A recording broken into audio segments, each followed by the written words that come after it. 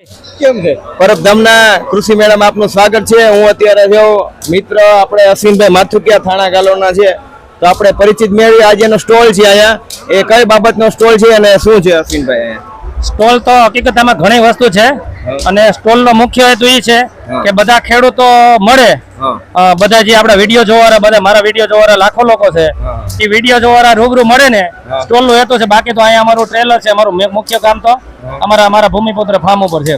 એટલે આ શું છે અત્યારે આ વાડનું તમારું? આમાં ઘણી વસ્તુ છે, ઝટકા શોટ નું મશીન છે, આખો ડેમો છે, કેમેરા છે, કેમેરા માખી પકડવાની ટ્રેપ છે, ટાઈમર છે, એ અસંખ્ય પ્રોડક્ટ છે એમ।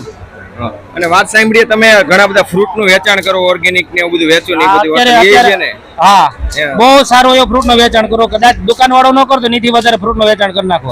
અત્યારે સીઝન પ્રમાણે કરો, અત્યારે ખારેક હોય તો ખારેક વેચી નાખો, ડાયરેક્ટ ખેડૂત પાસેથી ખરીદી, સુપર ક્વોલિટી ની ખરીદી કરવાની, ખેડૂત જે કે ભાવ અને ભાવ વ્યાજબી ભાવ છે, ડાયરેક્ટ વચ્ચે કોઈ નહીં, અને વ્યાજબી ભાવથી સારામાં સારી વસ્તુ ખેડૂત ડાયરેક્ટ ગ્રાહકને મળી રહે એવા ભાવથી।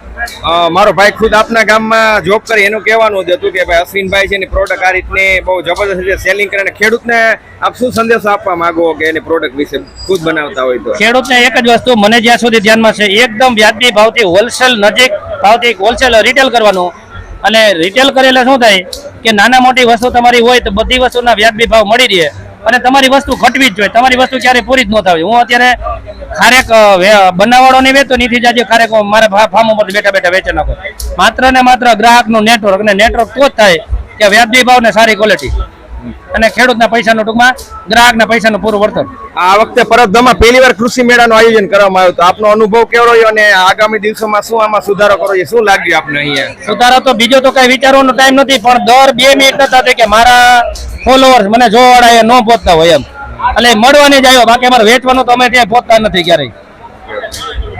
અશ્વિનભાઈ આપનો ખૂબ ખૂબ આભાર, આપની સાથે ખૂબ મજા આવી, આપ ખૂબ પ્રગતિ કરો અને ખેડૂતોને પણ આગળ વધવા માટે સંદેશ આપ્યો, એ બદલ આપનો ખૂબ ખૂબ આભાર। જય હિન્દ, જય ભારત।